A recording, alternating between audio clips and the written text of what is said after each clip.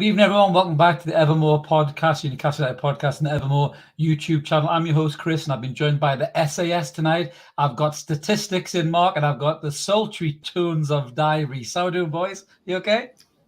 I'm good. I was wondering where you were going with SA. I was trying to work out what part of my name came out with an S, but there we go. Well, statistics certainly not sultry, mate. Not compared to the Welsh smooth machine we've got down there at the bottom, mate. I think these are getting weirder every week now. They are, mate. I know. You'll be getting a restraining order out against me next, mate. Very true. Good, but we've got loads of content to get stuck into. We've got a full show. If you haven't, a little bit of housekeeping before we crack on. If you haven't already, please click that like and subscribe button. I think we're sitting on about 1,638 subscribers. Di's just pointing to it, which is absolutely brilliant. So loads of people have subscribed recently. Thank you so much. Hit the notification bell so you don't miss any videos.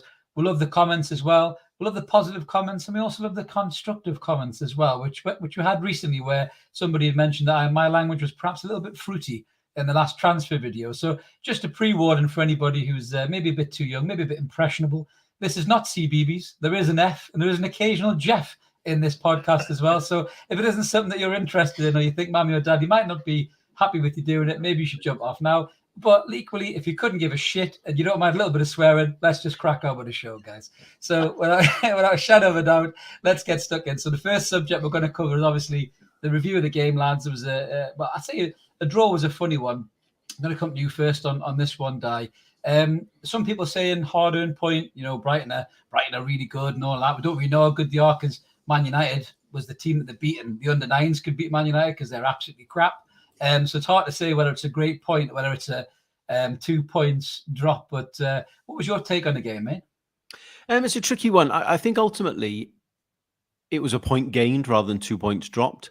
I think Brighton outplayed us, especially in the second half. And, whilst we did get off to a good start in the game, I felt like we really struggled to get a good flow going. We struggled to keep the ball.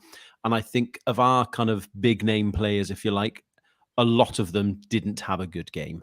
And I think we haven't got the depth in the squad then to kind of change the game off the bench. I think the fact that Murphy and Longstaff, for example, didn't come on until, 15 minutes to go, something like that, I think tells you a lot about the situation as well. So I'm happy with the point. If we'd have lost that game, I don't think we could have had any complaints, really. There's more to come on that. I'm sure we'll discuss it further in depth. But on the actual issue of the game, I was very happy with the point, I've got to be honest. Yeah, Mark's got some great stats to go through in a minute there, and he's been doing his best match of the day impression, but no singing from Mark tonight, just cracking stats. But Definitely definitely no singing. We'll definitely get in trouble if you keep singing, mate. I tell you what, never mind my swearing. Roy Chubby Brown in one corner and bloody Michael Bublé in the other. But yeah, just talking about my take on the game. We kind of covered a little bit about this on what's going on Monday night.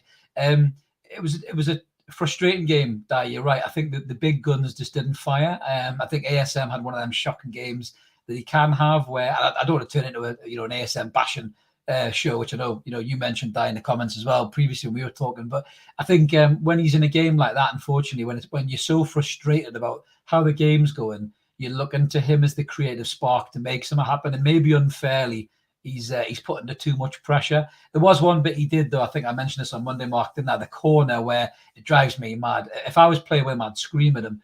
I think the corner come across, and rather than chesting it and turning, he tried to drop his shoulder and spin, and the Brighton player totally scouted and just went, "I'll have that, thank you," and he ran forward and had a shot. And you thought, like, that kind of stuff just does not need to happen. ASM, stop doing that.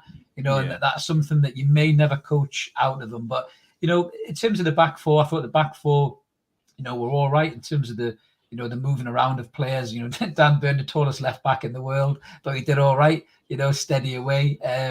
Botman looked at, accomplished as well next to Cher. Trippier was okay. I think his legs were a bit tired when pace came at him. I think, when the Japanese lad come on, I can't quite remember his name, but Mark's got a slide in a minute to go through. Yeah, that's it. Mark's got a slide to point this out as well in a minute. But I thought Trippier struggled a little bit towards the end, but as Di rightly says, without the depth in the squad, there's nobody can really bring on. And I think the biggest disappointment for me was looking at the bench in a game like that, when you have a creative spark on the bench, when you have somebody, even I know I took the mick out and called him Shite Snail for so many years, but even if you have somebody like Dwight Gale who can find space in behind a back four and maybe pop up with a goal when you don't deserve one, we don't even have that on the bench, and it's really disappointing and a bit disenchanting. And I really hope that the club can address this in the last couple of weeks. The transfer window, we will come on transfers a little bit later. But for me, I was disappointed. Just before I bring you in, Mark, just for you, Di, were you disappointed that Anderson didn't get any game time? Because me and Mark did talk about this on Monday. Would you have liked to have seen him instead of Murphy? Kind of, we know what we get with Murphy, don't we?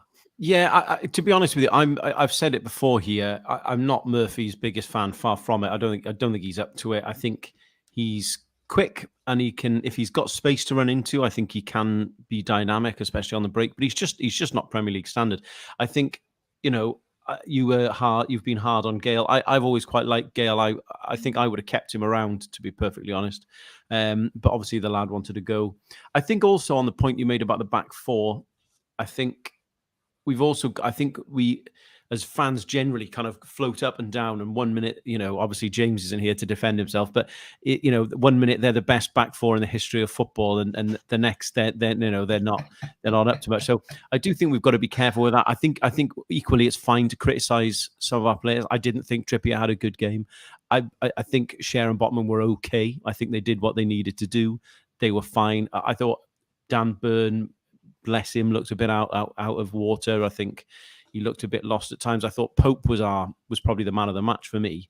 And I think it's important that we set those standards in terms of what we expect from the players. I don't think it's good enough anymore to say, yeah, they're all right, this person's okay. This person still had a good game because they did one good thing. And I'm someone who's been very defensive of ASM, but I agree. I mean, he was all over the place. His decision making was terrible. Then he got tackled. He was trying to overcompensate, and it was just a frustrating performance. But I think you've equally, having said all of those things, got to look at the positives. We played 2 games against 2 decent sides. Forest have obviously improved in that week and went and beat West Ham. Brighton beat Man United last time. To keep 2 clean sheets in that time is promising. There's definitely needs to be more goals added, and I'm sure we'll come on to that. But I think also in the wider picture, if you like, of 4 points from 2 games, I think it's also a promising start. Yeah, it's not a bad shout. I love that comment from Jimmy there. I think I'd rather play a hat stand than Murphy as well, mate. Very true. We're live tonight, guys. Come in the comments as always. Mark saying our bench was average. We've got a great comment there before coming to Mark. Hi, lads. Cheers from the Caribbean, from Francisco Javier Ruiz. Fantastic, mate. I love that. Absolutely brilliant. So just moving on to Mark's analysis here. Our very own Gary Neville here. He's going to leave us for Sky Sports in a minute when you see what he's been preparing. It's absolutely superb. But over to you, Mark, and give us your stat man analysis. This is superb. Yeah, I mean, let's go for it. I think it was a tough game, wasn't it? And I think it was all the cliche of game of 2 halves. I think first half it was very, very comfortable. Second half, not really at the races, particularly going forwards. They really never got a hold on the game, and the possession stats in the second half reflect that. But there are a few things that sort of stood out to me in the game, and I put together a couple of little slides, so I'll bring them in. And it was more, I guess there's an element of good from this. There are bits of learning curve particularly for somebody like Joe Linton, who's playing in midfield and still kind of learning that trade. Also elements of just tactical sort of awareness of players and things. So I'll bring them in and I'll obviously go through them. So I mean, the first one is this is a little bit of frustration. I think at times when you look at Joe, and he's improved massively, don't get me wrong. But it's little things like this. When the ball's played to him, there's a simple ball to Bruno, who can then either take a touch, he's going to get closed down. There's a ball out there to ASM if the ball's played right. But the ball was 2 or 3 yards off, and it turned into the chance that then Trippier cleared off the line. Now, the awareness of Trippier to get behind Nick Pope at this point was phenomenal. It was a half sort of hit shot that bounced over, and he got himself in such a good position. It was just excellent defending, but it was that initial pass, all stemmed from that. It was just a poor pass from Joe. It was frustrating, but those are things that hopefully we'll still iron out. And then there were little tactical things like this, and when you look at this particular pass, it was a ball from McAllister through that line of midfielders, and it was on multiple times during the game, and there was nobody to kind of cut that out or to root out. It was either to Lallana or it was to Welbeck, as will come on in a second. But it just cut out that line. The defence was set up nicely. There was no real anywhere else to go, but it was that get-out ball that just took players out of the equation straight away. And you can see, as soon as that ball's through, it's 4-on-4. And when you look at the run that's where Almiron is, he looks like he's covering Welbeck at that point, but when you move on, he's let him go completely. So then all of a sudden, when that ball arrives at Lallana, there's then 5 attacking players to the 4 defenders.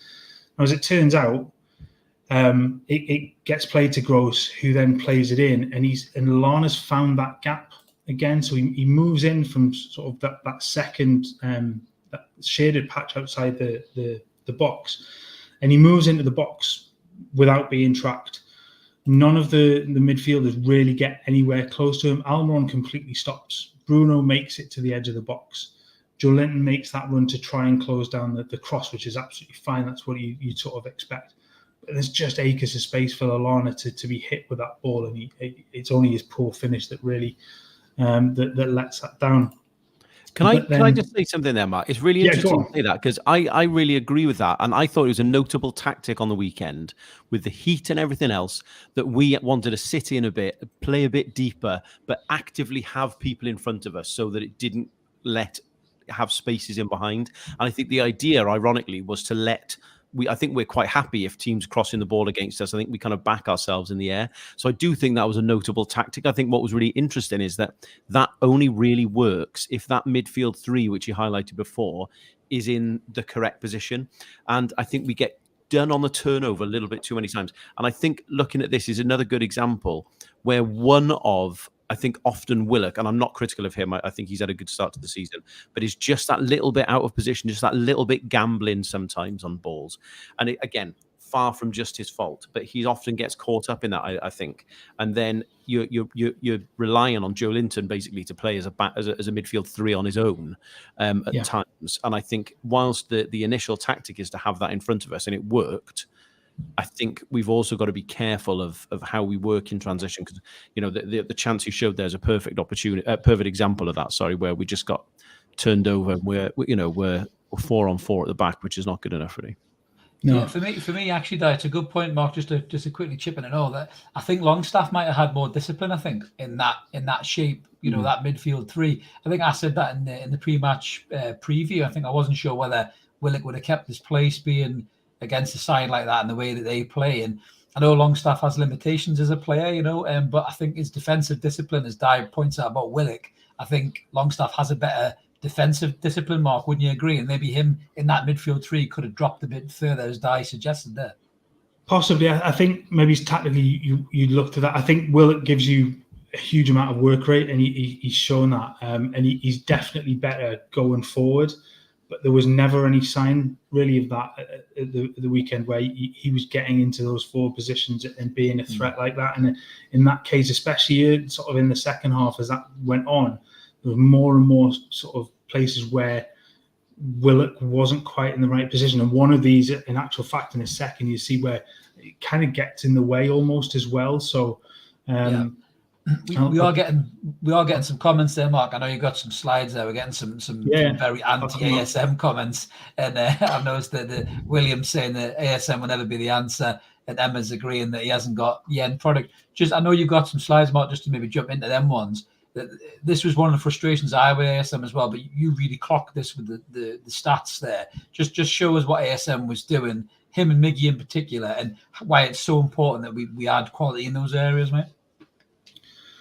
Well, I come a little bit to it in a second, because you kind of find them both in the same position, and I get what Di was saying before as well about trying to get players behind the ball. You see that from Almiron's positioning. He very much played a very deep role. Now he was sort of forced into that position, and I'll try and find the overlay of both sides, so you can see. In that sort of overlay, you've almost got Almiron and Willock playing on top of each other.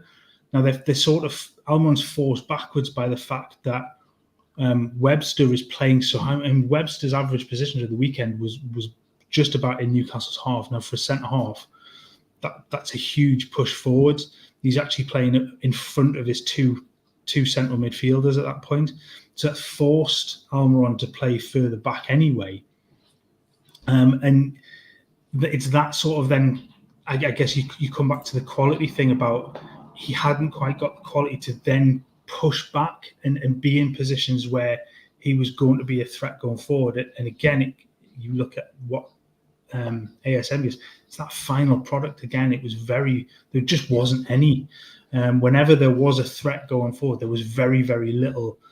He put one good, I'll give him his due, he put one good ball in, which I'll come to in a second. But it was very telling that they just never got a grip on a game. But that wasn't just them, that was the whole side. We'll come back to this. Again, it's that ball from McAllister straight through the line of midfield, and you can see there's 9. Well, Trippier's just out of shot there behind Lallana, but there's 9 Newcastle players behind the ball at that point.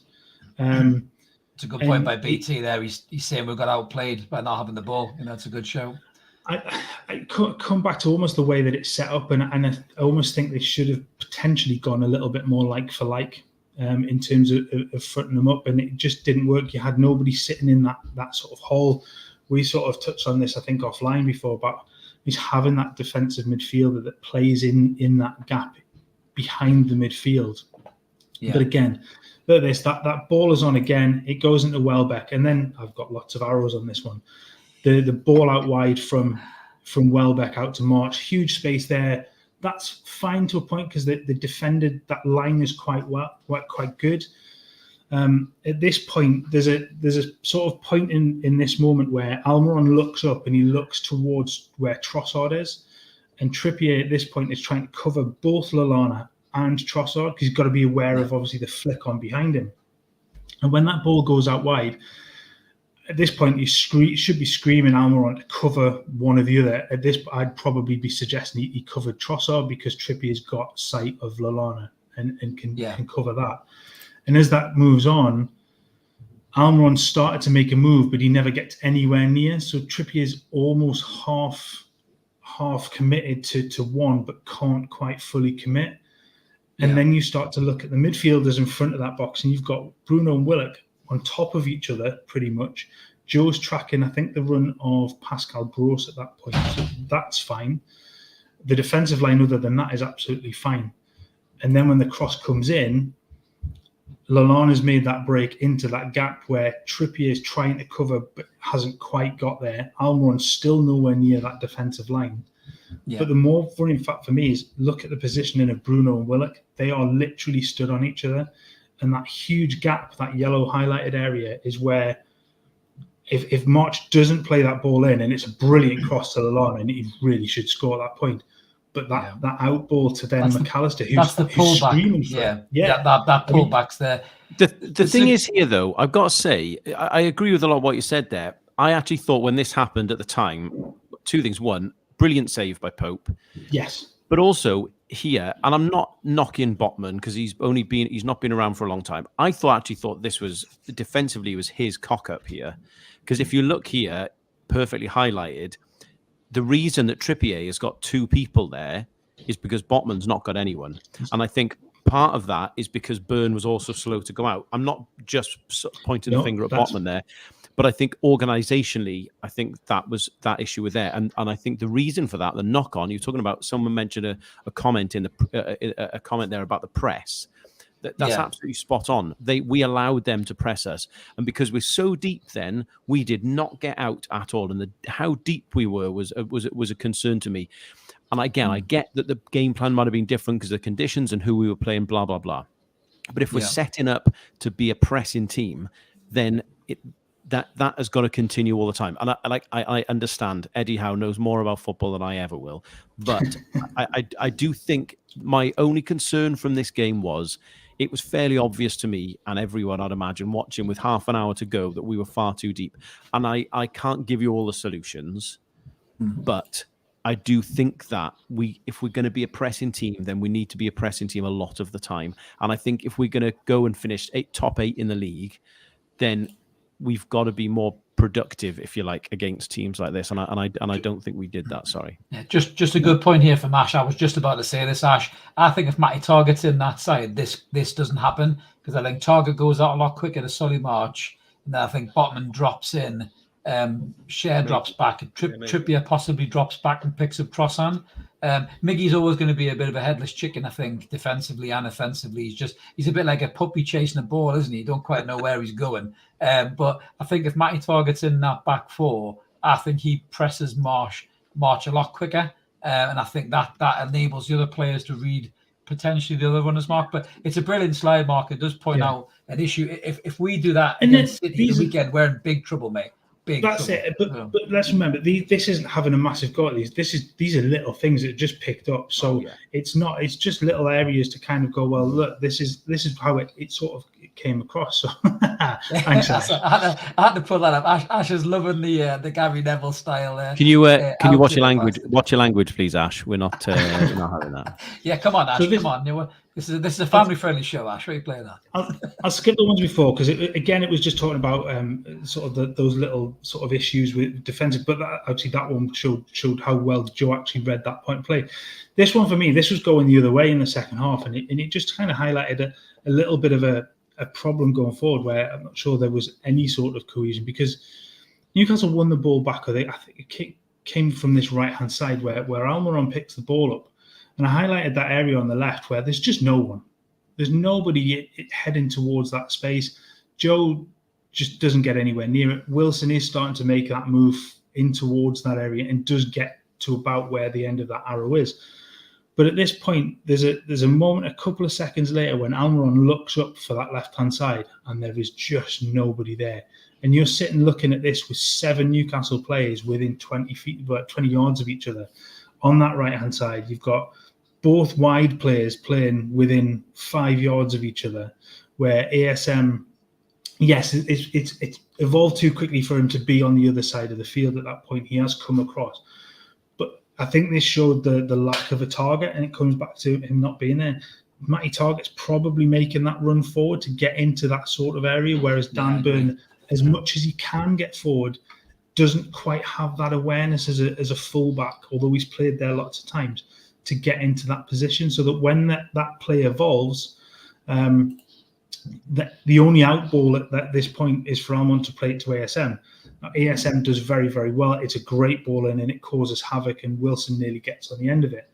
But it was so one-dimensional at that point, that player. There was no outball for them to get anywhere across the other side. ASM just showed a couple of times as well, where he got dragged into looking for the ball rather than being in the same place. He does wander, and at times you can. That's fine if that's that cohesion between the two wide players to swap, because if ASM picks that ball up and goes on that run, Almiron should be out left, or somebody should be out there covering. Yeah, ASM is the one who BT is spot. Almiron was playing on the right. It was ASM who should have been out on the left. He came hunting for the ball. He came over to the side, didn't he? To be fair, which I thought was a bit. But he does that. I think when he gets frustrated. Just a comment there from Ash as well. Just if I can take this one, lads. I don't think Wilson is a bully to Miggy. I think Wilson's a demanding centre forward that wants the ball where he wants the ball. And I think playing with these type of players, Ash, I think must frustrate the life out of a player like Wilson, who's got such good movement.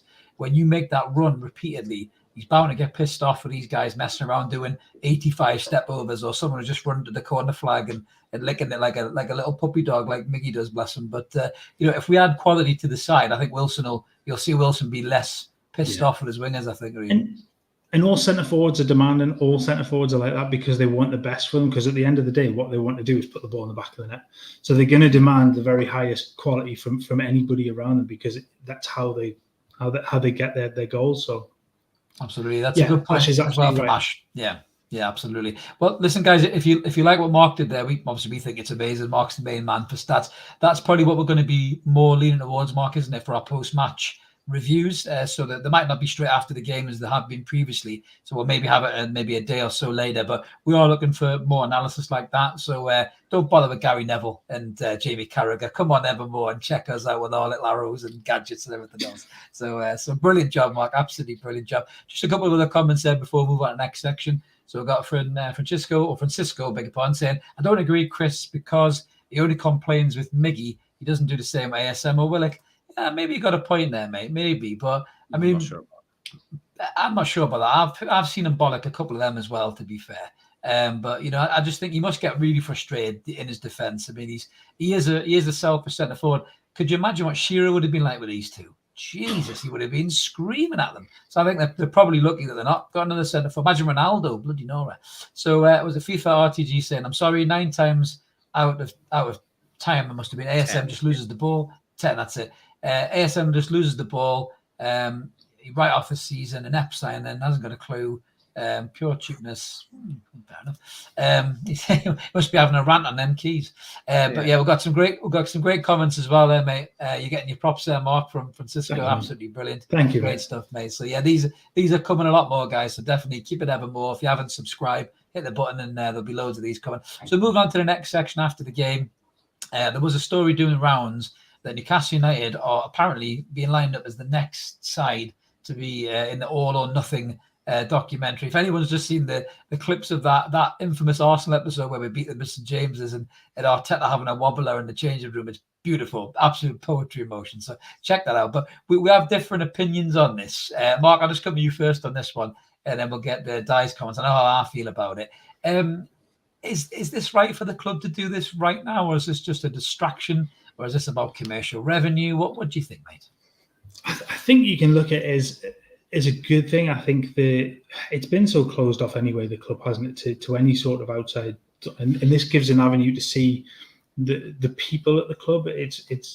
I always come out of these programs thinking I build like an affinity with some of the players, and this across the US ones apart as well. Apart from Dele Alli, the Spurs one, or Danny Rose. That was the one I was going for.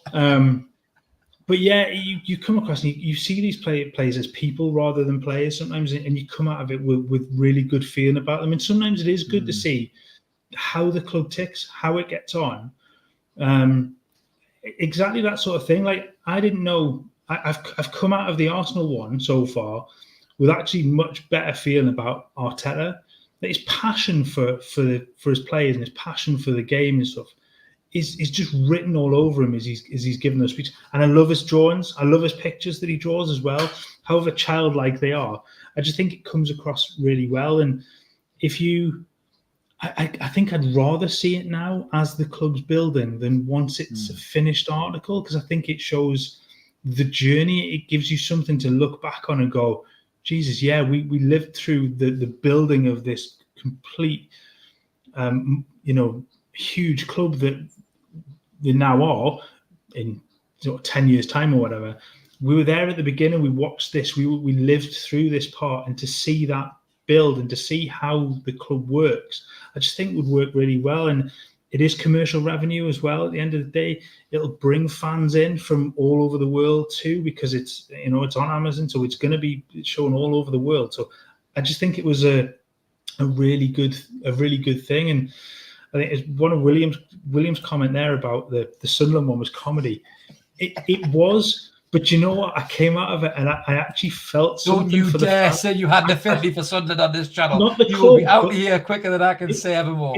I genuinely felt sorry for some of the fans, because you saw how passionate they were, and it's the same with every club. I get a feeling you just see these people as people and not just the opposition, or not just players, not just comments in 3, 2. I'm going. Yeah, you're digging yourself a hole here, mate. I'm moving on to die just to save you, Mark, from getting annihilated in the comments here, mate. Don't feel sorry for them mackers. Remember them two wifeys, the one with less teeth than she had freaking eyeballs? Remember her laughing at Newcastle? Come on, don't feel sorry for those melts, mate. Go on, move on. So, Di, what was your take on this? I know me and you had different opinions about this. I'm going to get on mine in a minute, mate. But do you feel the same?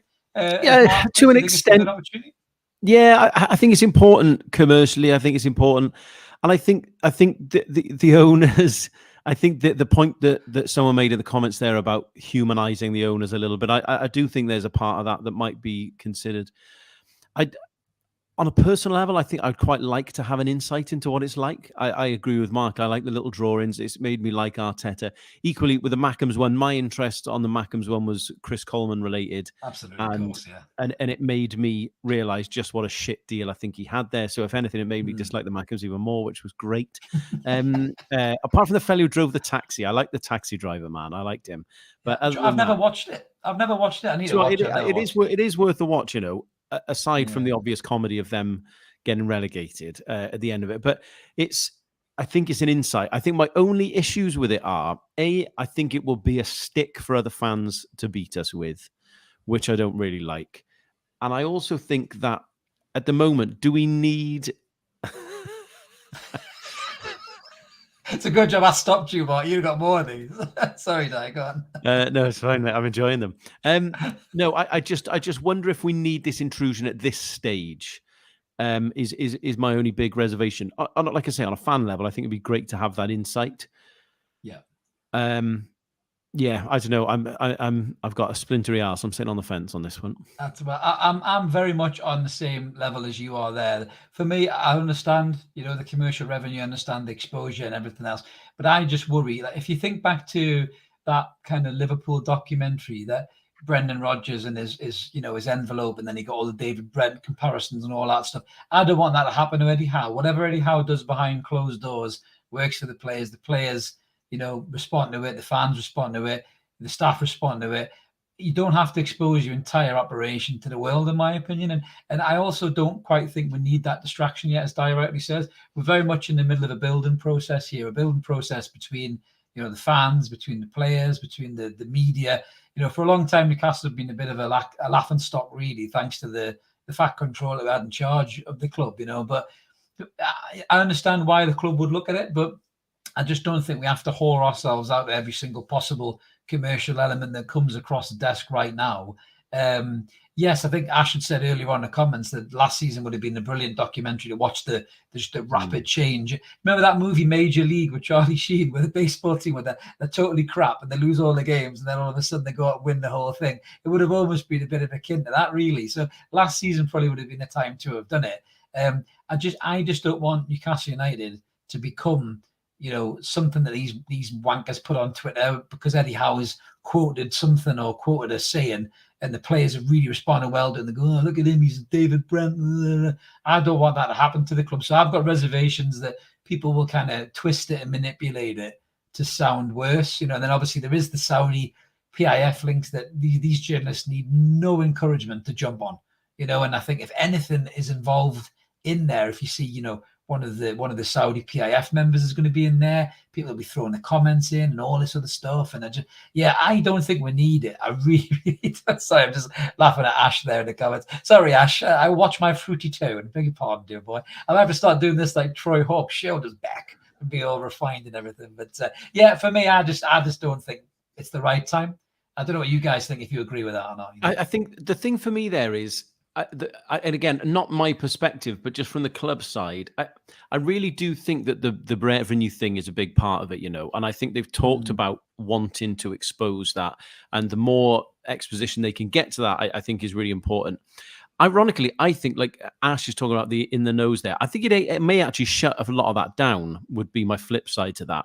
Because I think at the minute, a lot of fans are, talking about being in the know, have got, their sources, HB and Tomato, and no one actually really knows what's going on. And I think it may start that again. Don't start that again, Dan. We're in a massive debate about that. I think it may actually shut a few people down, possibly, our fans included, who would say, look, people think, do you know what the hell's going on? The club are being cheap over transfers, da-da-da-da.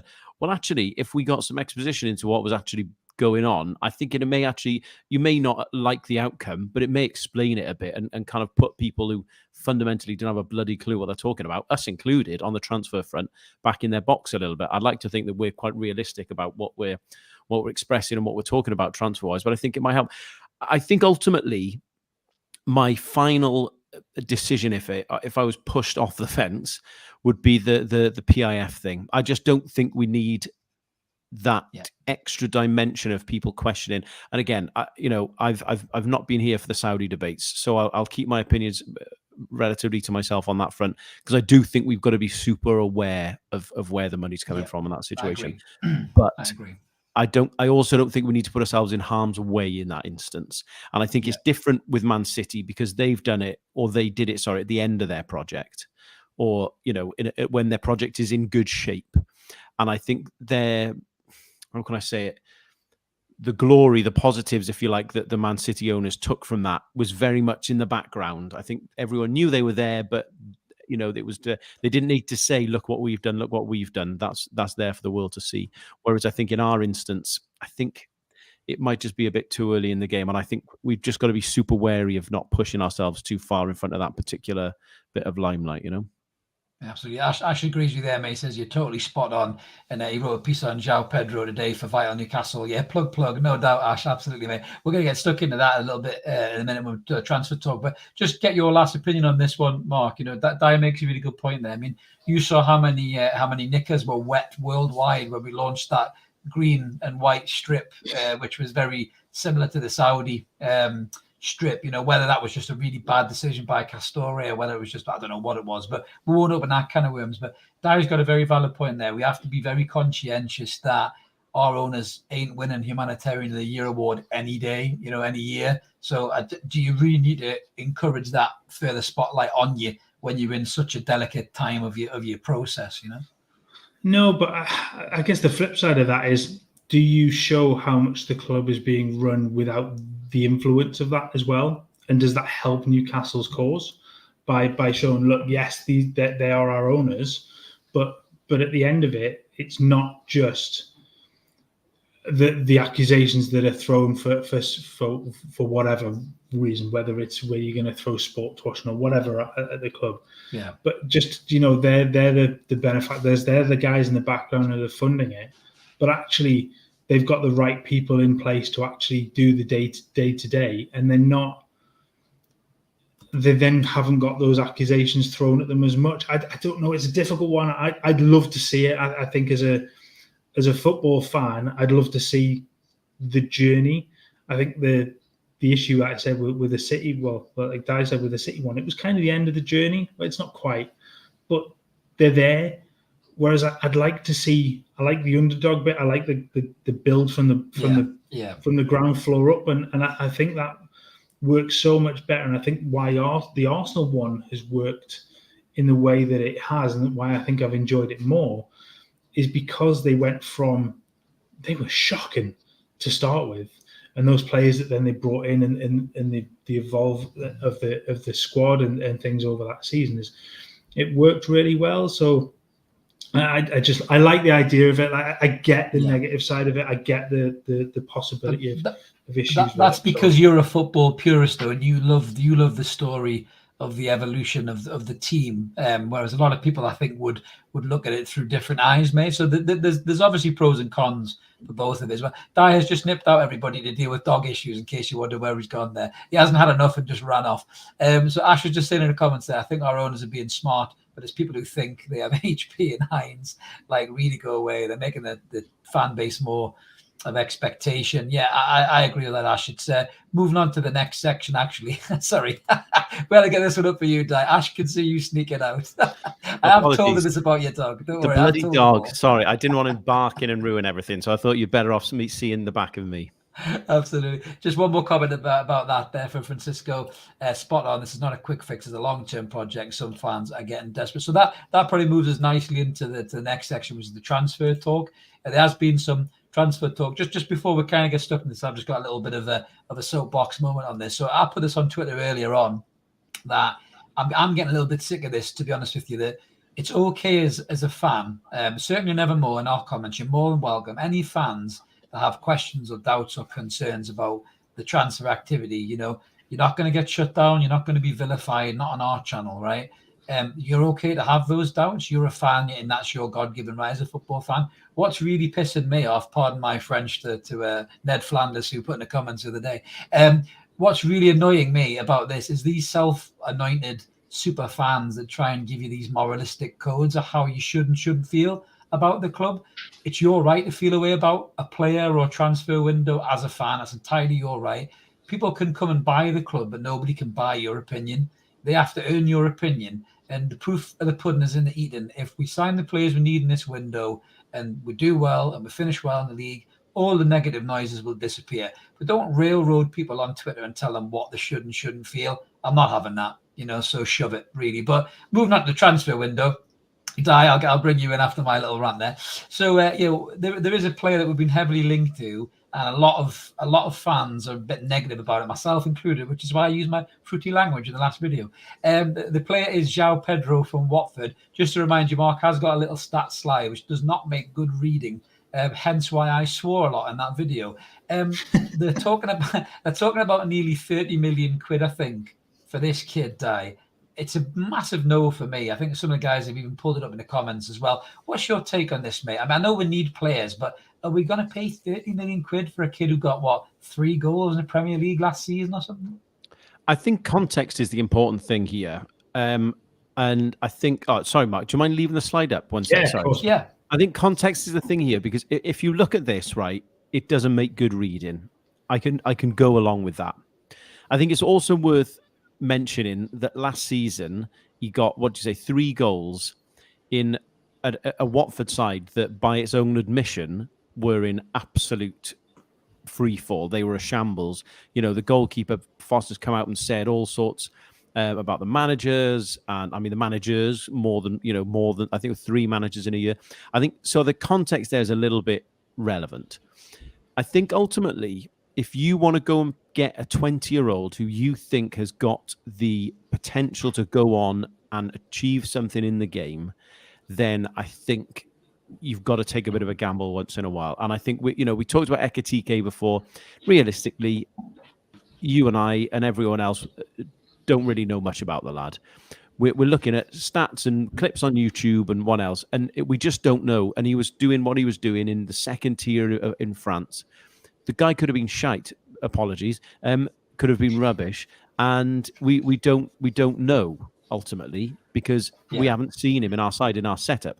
I would also argue that João Pedro is going to have been coached by 6 managers in one season. 3 blokes on their way out, if we're being honest. And instead, he's going to come and work with a dynamic young manager in Eddie Howe. I also don't think we're buying him as the finished article if we do get him. And I've got to be honest, looking at this and from what I've seen of him, he does do his best work coming from wide. So I don't think he is an out-and-out forward. I don't think he is an out-and-out striker.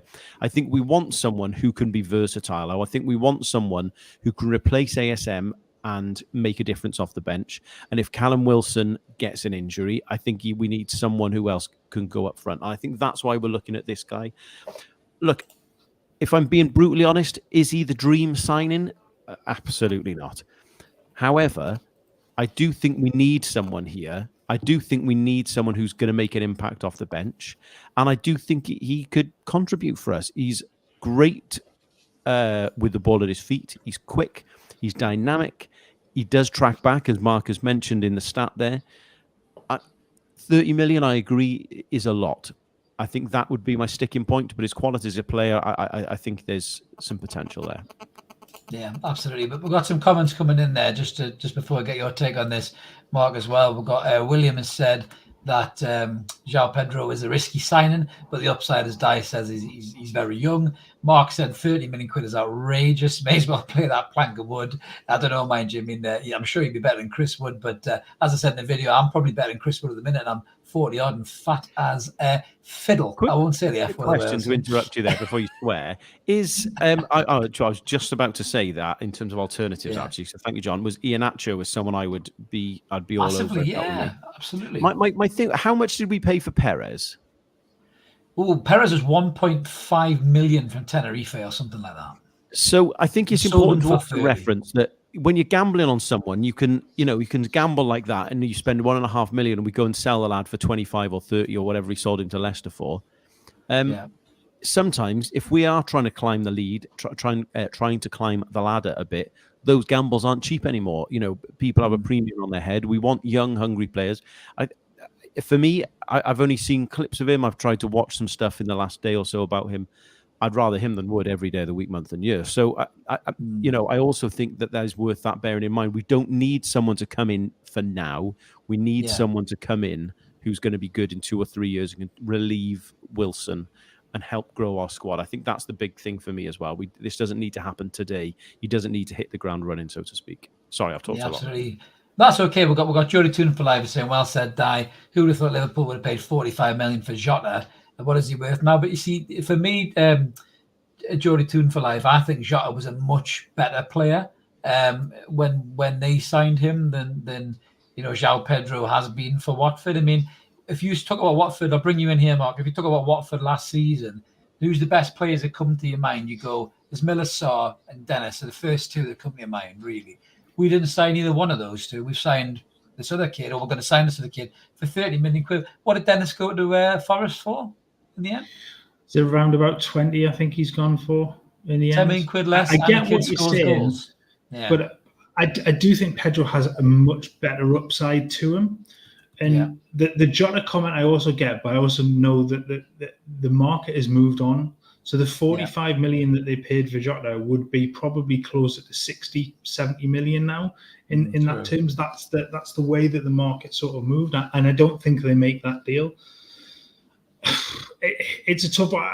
If he's going to come in as somebody for the future, and he is 20, it's a good move for him. It's a good move, and we've talked about this with other young players where they come in and they learn their game as they go, and they're working with Eddie Howe, they're working with Callum Wilson. I do think 30 million is a stretch. As Mark says, then it's the price that's the killer. I think it's not. I think it's a fair comment. I really do think it's a fair comment, and unfortunately, these things happen later in the window. I wonder if our plan here is we'll get him. We'd rather gamble an extra, let's say, 10 million on him on the hope that he could be a long-term success, and then go after someone like Callum Hudson-Odoi, who I've equally got reservations about, but so we don't have to pay a fee for him. He would be on loan. Then the squad is looking a bit more balanced. We have genuine attacking options. So maybe that's the thing. We're actually only gambling an extra 10 million on the basis that we might get someone else on loan. I don't know. I've got to pull this comment up, Mark, because Francisco is I'm sure he's is it Berreton's agent, because he keeps trying to plug him for Newcastle, mate. So I think you said in the comments that I think was it Berreton Diaz he was, and now he's back to being Berreton. He dropped the Diaz, I think it was the Blackburn. No, he is still Diaz. Yeah, he's still Diaz. Ponzi the other day. Yeah, I would take him as well. I got to be honest. I think he's not very mobile. That would be my issue. No. Is that only when he gets like free tapas? He throws the Diaz in to get the free tapas or something like that. Sorry, Mark. Go on. No, I think the Breton Diaz, and it was it was commented to you. It was me that responded. I think if he's going to go for somewhere around £10 million, then I think it's a good deal to go and do. He is still young as well. He's still, and he sort of caught fire the last season or so. He didn't do. I think he was one goal in 4 for the games before that. Up until last season, it was 22 and 36 or something. So he started to find the net regularly, and he started this season well as well. And I think for that sort of price, it's not a no-brainer, but I'd almost lean that way rather than 30 million for Pedro. Yeah. The other side of this, I think I don't know whether it's part of the tactic. You know, it's a market where you like buying a house, you don't show your hand. So you go in lower. I saw the analogy the other day on Twitter about where if you go into a pub and you ask for a pint of whatever and they say it's £4.10 and you offer £3.50, that's a crap analogy. The house market is the better one, where house is up for £110,000 or whatever, and you go in at 95, because one, the person you're buying from has inflated their price because they want as much as they possibly can within reason. But two, you've got to hold something back because you don't want to pay the full price unless absolutely necessary. So you sometimes find that you're going to go in low and then meet somewhere else. So is this just tactics from both sides? Watford want as much as possible. Newcastle don't want to pay that, but they feel that a bidding sort of process to get them somewhere in the middle is more reasonable for them. You can tell we live up north, as Mark said, a house for 110,000. Any London viewers will be thinking, what the fuck is he talking about? language.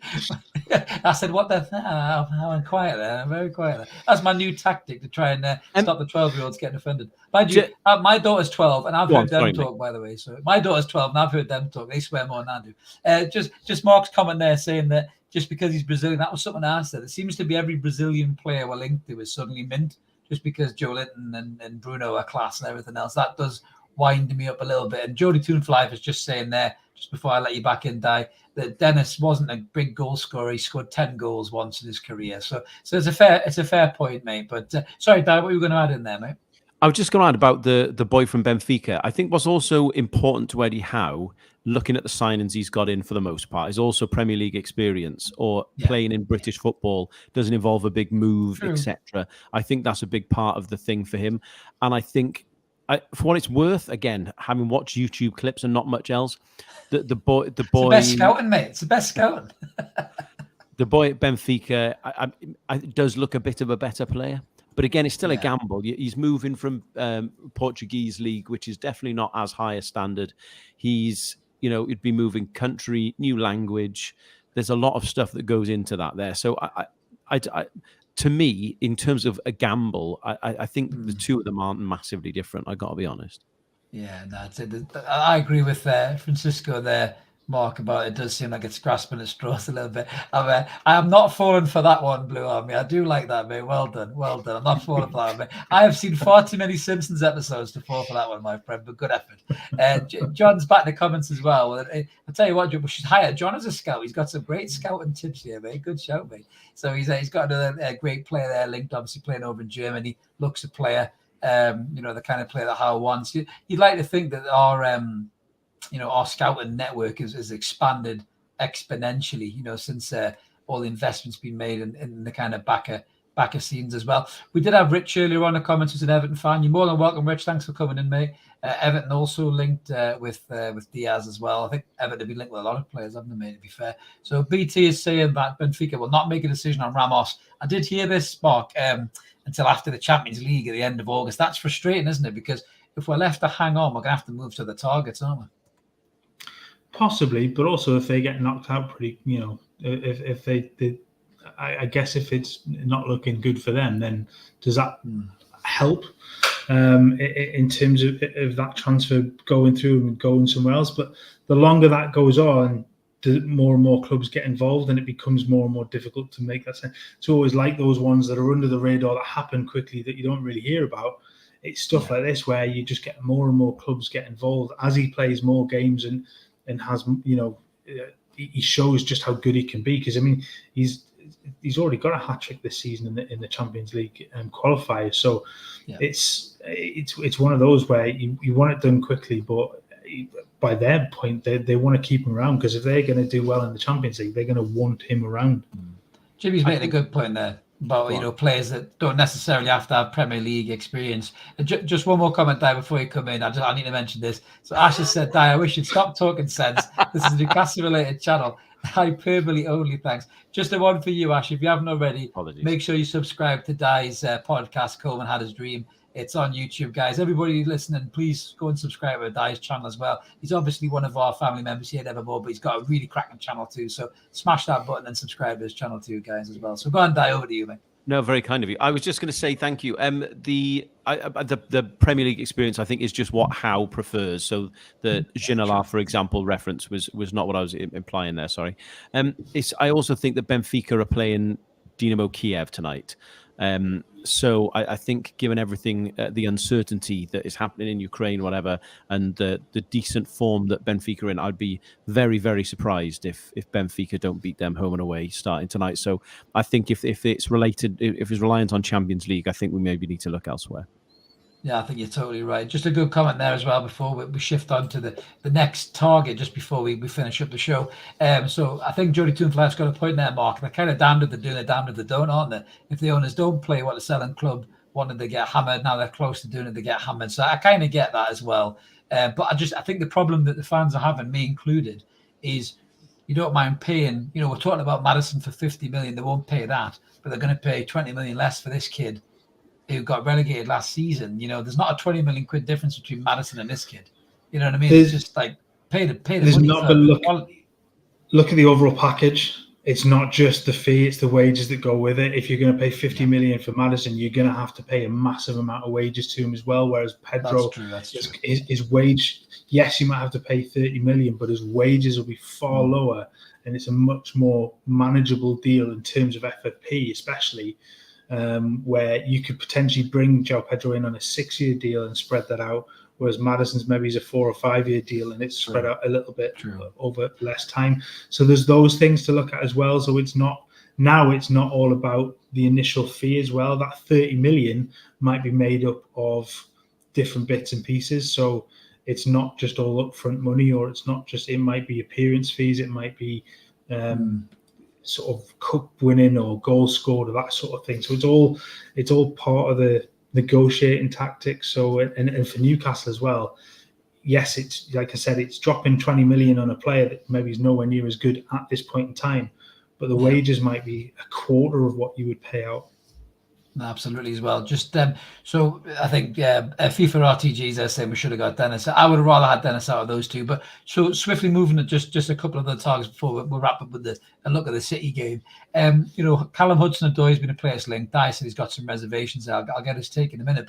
But for me, I think Chelsea hooked him out of under 21 game mark, didn't they? Which tells me there's definitely something happening. Whether he's moving here, he's moving somewhere. But the latest word was he wasn't convinced of Southampton's offering to him, so that we could be in pole position. And I think you had a little look at there's a connection between our owners and the Chelsea owners, isn't there? So I think a lot of these Chelsea player links have got a bit of weight, Mark, haven't they? Well, yeah, I mean, it was obviously everybody's seen the pictures of the Newcastle guys down at the Chelsea game at the weekend and stuff, and there is that link now between the owners of Newcastle and Chelsea who have invested in this hotel group, and they have this close working relationship through is it Kane International, where the CEO is one of Chelsea's old co-owners. Todd Burley is also on the Kane board as well, so they work quite closely with them. Now, if there's good relationships there, does that then hopefully translate into the football, into the transfer market, where they're not going to end up being completely overpriced because they want that good working relationship? So is there the possibility of a decent loan deal for one, decent fee for another? Yes, they're still going to want the right money for those players, but it's that sort of working relationship that you build between clubs where there's always that, that little bit of give and take with things like that. So hopefully there's the idea to get a couple of those players at least in before the deadline at a decent fee. We talked about 40 million for Gallagher. That to me is a much better deal than 30 million for Pedro. Can you explain to me, either one of you, right, what Chelsea are smoking when they're willing to sell Conor Gallagher for 40 million and buy Anthony Gordon for 50 million? Who was running their transfer setup? That's mental. I like the lad at Everton, I gotta say. I know you do. I don't like him. It looks like he'd nick your car. You look like you'd nick my car as well, to be honest. But we're still doing this. He's he's a future Olympic diver as well, because he spends more time. Says the man wearing a prison t-shirt. He'd nick you that. But yeah, I don't think he's worth 50 million. But just to bring you in there, you got reservations on Hudson-Odoi.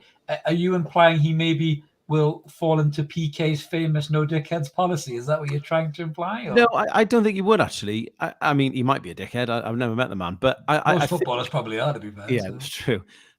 So are we all, as a general rule as well, to be fair. I think I think my issues are his injuries. He's not been the same after that. I think it was an Achilles injury.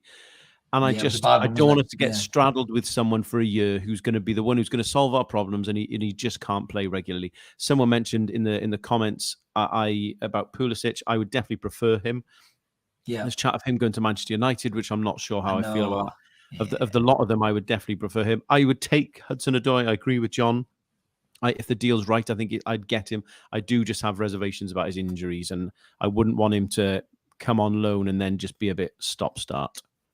Yeah, absolutely. Just a quick one on Pulisic, Mark. It'll be a big test of Pulisic's character, won't it, in terms of if he knocks back Manchester United, the dumpster fire that is Manchester United. If he knocks that back to come to Newcastle, I think he'll automatically have legend status anyway, wouldn't he? I mean, I think it's not very often I agree with Gabby Agbonlahor, but listening to him this morning, that club is an absolute shambles. And I still think why any player would choose to go there at the moment.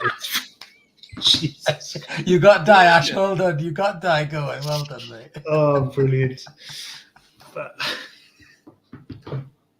he's throwing you up this guy. Ash, comment of the day. Absolutely. Ash, that wins. We'll finish the transfer section there. I prefer Gallagher as well. Oh my God! I've lost my train of thought completely. Well, we'll not take up too much time this one, guys, because we're running over a little bit. But we've got City up next. I'm going to the game with courtesy of PK. Thank you very much to PK. So I'm really looking forward to seeing, obviously, how we cope against Manchester City. I think the bottom man will start. I think against Haaland, and that'll be a real good test as to how good Botman really is.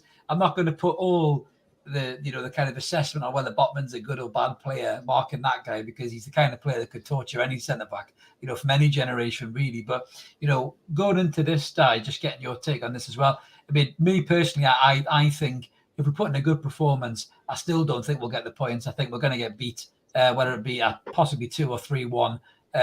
But if we're putting a good shift against them and we show, we've maybe closed the gap a little bit for the light years we're away from a club like that. That is what I probably want to see. Of course, at St James's Park with war flags and that atmosphere, anything's possible, mate. But how are you feeling? Are you feeling positive, or you just think pragmatically we're not going to win this game?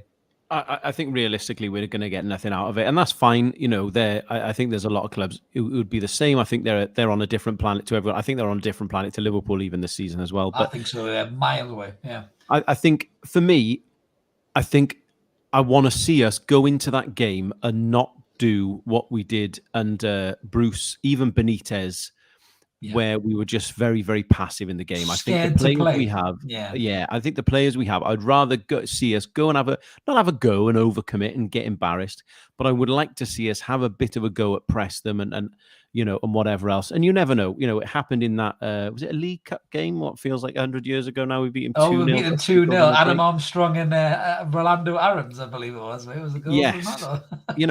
There's definitely something, there could be something in it for us. But again, that's a 1 in 100 shot, isn't it? When we beat them, that Richie penalty a couple of years ago as well. I just want us to go and have a go at them a bit, and not in a silly way, like I say, but try and press them, try and utilize our strengths rather than just try and absorb theirs. What would you think? Prediction, mate? Quick score prediction? I'm sorry for being not being hyperbolic, Ash. I think we'll lose 3 or 4-0. If you want me to be hyperbolic, I think we'll win 8-0. But I think realistically, 3 or 4-0 is the best we can do, I think. Unfortunately. Yeah, no, absolutely. I don't disagree with that. Just a couple of comments before Mark comes in. They should pull Haaland's hair. It's not against the rules, apparently. I think you would just give you a stone cold death stare, I think, if you did that. And John said Man City started well when they normally have a slow start. I think they'll beat us. I couldn't agree more with that, John. BT says our midfielders need to protect the back four. I actually think, Mark, just bringing you in, that I think Sean Longstaff will start this game. Just exactly what we said before about the lack of discipline in Willock's game. I think that he'll start Sean Longstaff, and maybe that'll free Bruno up a little bit to get involved in more of the attacking play. What's your take on that, mate? Do you agree? Yeah, I think you're possibly right. I think it will definitely be a slightly deeper aspect to Newcastle's play compared to the Forest game. I mean, you look at the average sort of positions of everybody in the Forest game. It was so close to the halfway line.